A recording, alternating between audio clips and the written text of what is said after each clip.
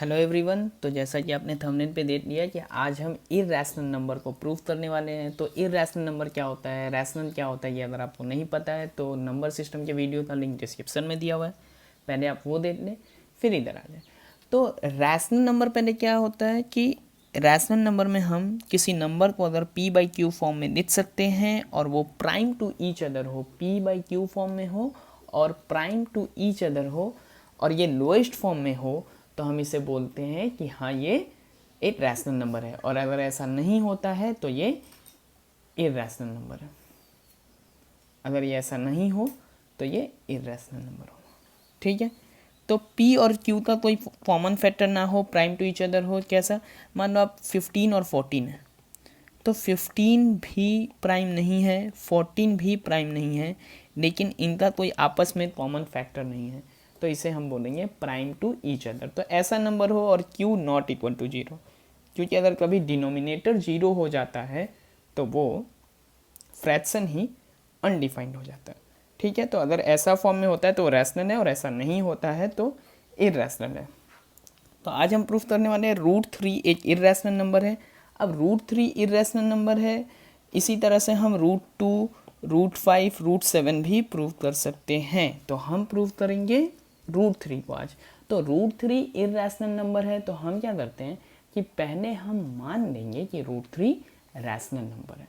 √3 rational number ये मानने के बाद, इस हाइपोथेसिस के बाद, किसी भी चीज़ को अगर हम साइंटिफिक तरीके से प्रूव करें तो हम सबसे पहले उस प्रॉब्लम के लिए एक हाइपोथेसिस ले लेते हैं और फिर हम सारे डाउट्स को देखते हैं और फिर हम बोलते हैं एक कंक्लूजन में कि हाँ हमारा हाइपोथेसिस सही था या नहीं था। तो यहाँ जब हम हाइपोथेसिस लेंगे कि हाँ ये √3 एक रैशनल नंबर है, तो हम जब कंक्लूड करेंगे तो हम देखेंगे कि इसमें कुछ ऐसे प्रॉपर्टीज़ आएंगे जो रैशनल नंबर की प्रॉपर्टी नहीं होती है, तो हम इसे बोल देंगे कि ये इर्रेशनल नंबर है। तो अब √7, √3 किसी को भी देख सकते हैं। तो √3 को हम मान लेते हैं p बाई क्यू। ठीक है। p बाई क्यू हमारा क्या है, रैशनल नंबर का फॉर्म, और p बाई क्यू क्या होगा, p और q prime to each other होगा। ठीक है। ये कोई भी रैशनल नंबर हो इसी फॉर्म में होगा, lowest form p by Q हम रखेंगे। इनका कोई भी आपस में कॉमन फैक्टर नहीं होगा, ऐसा हम मान लेंगे। ठीक है। तो अब इसको स्क्वायर कर देते हैं, √3 का स्क्वायर 3 और p² बाई q²। ठीक है। तो यहाँ हम लिखते हैं कि हाँ p² जो है 3q² हो गया, तो p² जो है वो क्या हो जाएगा, 3q² है, 3q² 3 का मल्टीपल है, तो यहाँ से हम क्या बोल पाएंगे कि p² भी जो है ना वो मल्टीपल ऑफ 3 होगा। ठीक है। क्योंकि 3q² तो मल्टीपल ऑफ 3 दिख रहा है, तो p² is a multiple of 3, p² is a multiple of 3। अब लिखेंगे कि 3 क्या है, एज 3 इज प्राइम, 3 जो है एक प्राइम नंबर है, तो p is a multiple of 3। अब ये प्राइम नंबर वाला बात ना, प्राइम नंबर वाली चीज़ बहुत लोग छोड़ देते हैं। ठीक है ना, प्राइम नंबर बहुत लोग छोड़ देते हैं। तो प्राइम नंबर क्या, क्यों हम इसे प्राइम नंबर के बारे में क्यों सोच रहे हैं हम ऐसा, क्योंकि ऐसा बहुत सारा नंबर होगा। जैसे 324 जो है वो क्या है, 18 का स्क्वायर है, ये 12 का मल्टीपल है, ये आप चेक कर सकते हो। ठीक है ना, ये 18 का स्क्वायर है, लेकिन 18 तो 12 का मल्टीपल नहीं है, लेकिन 324 है। ऐसा क्यों हो रहा है, क्योंकि 12 जो है वो कोई प्राइम नंबर नहीं है। 12 एक कॉम्पोजिट नंबर है। कॉम्पोजिट नंबर दो अलग नंबर से मिल के बनता है, 324 में वो है, इसीलिए वो यहाँ नहीं हो पा रहा। ठीक है ना, तो 324 तो मल्टीपल हो गया 12 का, लेकिन 18 जो है वो मल्टीपल ऑफ 12 नहीं होता। अगर ये प्राइम होता तो होना ही पड़ता। ठीक है। ऐसा क्यों हो रहा है, क्योंकि 324 18 के स्क्वायर से आया है। 18 में क्या है, 3 × 3 × 2। ठीक है। इसको और एक बार लिखेंगे, 3 × 3 × 2। यहाँ के 3, यहाँ एक 2 और एक 2 से मिल के ये 12 बना है। तो 12 जो है वो दो नंबर से मिल के मिला है। ठीक है ना, तो वो डायरेक्टली तो आया नहीं है 12 जो है दो नंबर से हमें मिला के बनाना पड़ा। ठीक है ना, तो ये 18 जो है, इसीलिए जैसे आप देखो 18 3 का मल्टीपल है, तो 3 एक प्राइम है, तो वो 324 में भी 3 आएगा, यहाँ नहीं पड़ेगा। तो अगर प्राइम नंबर होता है, तो अगर प्राइम नंबर p² का मल्टीपल है, p² अगर प्राइम नंबर का मल्टीपल है तो p भी उस नंबर का मल्टीपल होना पड़ेगा। लेकिन ऐसा कॉम्पोजिट नंबर्स के लिए नहीं है, इसलिए ये लाइन लिखना मस्ट है, as 3 is a prime number. ठीक है, अब इसके आगे क्या करेंगे कि चलो भाई 3 के लिख लेते हैं, p is a multiple of 3 सो 3 के, और k जो है कोई भी इंटीजर हो सकता है। k क्या हो सकता है, कोई भी इंटीजर, 1 2 3 4 कोई भी इंटीजर, ये हम लिख देंगे। ठीक है, कोई भी नंबर हो सकता है, 3 6 12 कुछ भी हो सकता है p। ठीक है ना, तो p square is equal to 3q square है ना, इस इक्वेशन में बैठा देते हैं, p square is equal to 3q square, यहाँ p इक्वल टू हम 3k पुट कर देंगे। So 3k square is equal to 3q square, यानी 9k square is equal to 3q square. अब k स्क्वायर या 3k square is equal to q square हो जाएगा अपना, 3 और 9 कैंसिल हो गया, तो q square is equal to 3k square. और यहाँ फिर हम वही बात लिख देंगे जो हम पहले बोल रहे थे कि ये मल्टीपल ऑफ क्या है, 3 है, तो q स्क्वायर भी क्या मल्टीपल ऑफ 3 है, और q स्क्वायर जब मल्टीपल ऑफ 3 है और 3 एक प्राइम नंबर है, तो q भी क्या होगा, वो मल्टीपल ऑफ 3 होगा, जैसा आपने यहाँ लिखा है। तो p स्क्वायर की जगह पे आप क्या करो कि यहाँ पे p स्क्वायर से आप p की जगह पे q रिप्लेस कर दो और उसी को लिख दो, तो पूरा वैसे ही। ठीक है ना, अब लिखने का टेंशन तो आप लो मत, ये पूरा लिखा हुआ डिस्क्रिप्शन में। तो दिस कॉन्ट्राडिक्ट्स आवर हाइपोथेसिस, हमारा जो हाइपोथेसिस था ना, दिस कॉन्ट्राडिक्ट्स द हाइपोथेसिस। ठीक है, तो हमारा हाइपोथेसिस गलत हो गया। हाइपोथेसिस क्या था, तो हमने पहले एज्यूम किया था कि यहाँ कोई भी कॉमन फैक्टर नहीं है, there is no common factor और there is no common multiple, जो भी बोल सकते हो, ये कॉमन नंबर का मल्टीपल नहीं है और there is no common factor. ठीक है, अगर a b का मल्टीपल है तो b a का फैक्टर होता है। तो अच्छा, हाइपोथेसिस तो हमने लिखा नहीं, तो चलो हाइपोथेसिस लिख देते हैं, यहाँ वो लिखना ज़रूरी है कि ये जो हमने p बाई क्यू एक रैशनल नंबर माना था, तो क्या, तो if possible √3 let √3 is rational. तो क्या, अगर पॉसिबल हो तो हम मान लेते हैं कि √3 इज़ रैशनल।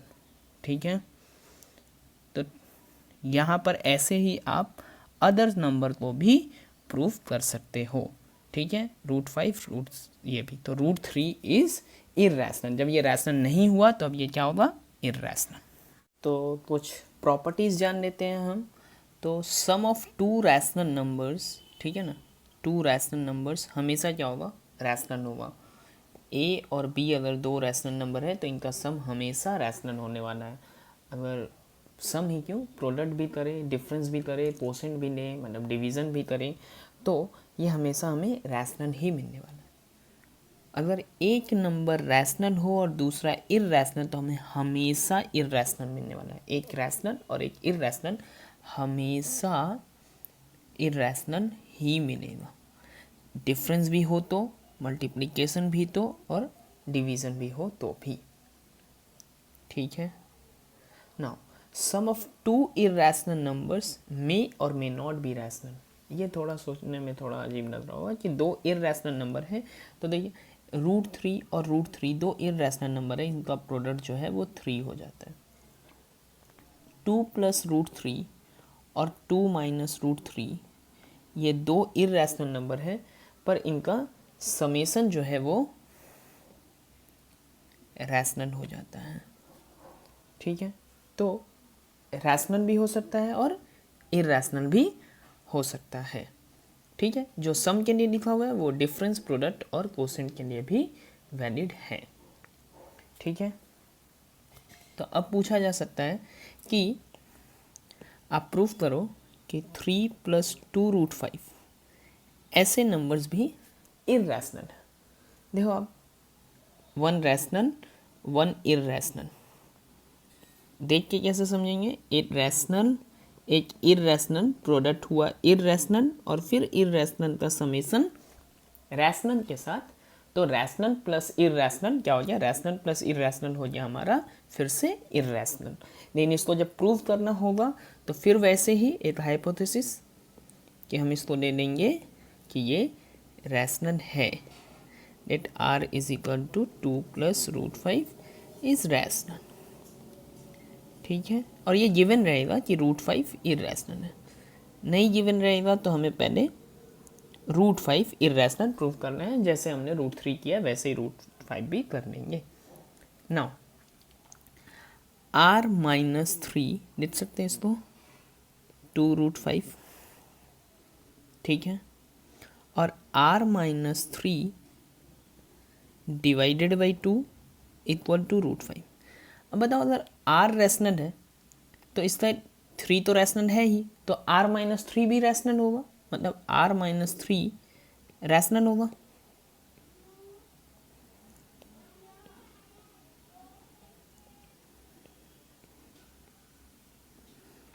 ठीक है। और R-3/2 भी रैशनल होगा, लेकिन √5 तो इर्रेशनल है। अब एक रैशनल नंबर एक इर्रेशनल के इक्वल तो हो नहीं सकता, तो फिर वही कॉन्ट्राडिक्शन हो गया और हम बोलेंगे कि हमारा जो हाइपोथेसिस है वो सही नहीं था, यानी ये नंबर इर्रेशनल है। अब अगर 2 नंबर रूट में हो, थोड़ा ऐसा सम हो लाइक √2 + √5, ऐसे नंबर को कैसे प्रूफ करेंगे? तो ये रूट है, रूट का उल्टा प्रोसेस क्या है? स्क्वायर। तो हम पहले किसी एक नंबर को, मैं 2 को ला रहा हूँ, 5 को भी ला सकते हो, ठीक है। तो यहाँ हम क्या करते हैं? Squaring both side. So R - √2 square is equal to √5 square, squaring both side ना। ए स्क्वायर a - b का होल स्क्वायर का फॉर्मूला क्या होता है? a² - 2ab + b², ठीक है। तो अब R - √2 के लिए R² -2 × R × √2 + √2², और यहाँ हो गया √5 का स्क्वायर 5, ठीक है। तो R² -2 √2R + 2 = 5। तो अगर मैं इनको इधर ही रख दूँ, R² + 2 - 5 = 2 √2R। Now R² -3 divided by 2R = √2, ठीक है ना। ये 2 और R मैंने डिवाइड कर लिया। अब ये √2 तो है इर्रेशनल, लेकिन R रैशनल है। As R is rational, R² is rational. So R² -3 is rational. R² -3/2R is rational. But √2 is irrational. तो अब हम ऐसा बोल सकते हैं कि फिर से वही बात कि हमारा हाइपोथेसिस गलत हो गया, यानी ये इर्रेशनल है। तो ये क्या हो गया हमारा? इर्रेशनल। ये भी हमारा क्या था? इर्रेशनल, ठीक है। होप आपको इर्रेशनल समझ में आ गया होगा और ये कैसे प्रूफ करते हैं ये समझ में आ गया होगा, ठीक है। किस तरह से इनको लिखना है, इनके नोट्स डिस्क्रिप्शन में दिए हुए हैं, वो भी आप देख सकते हैं।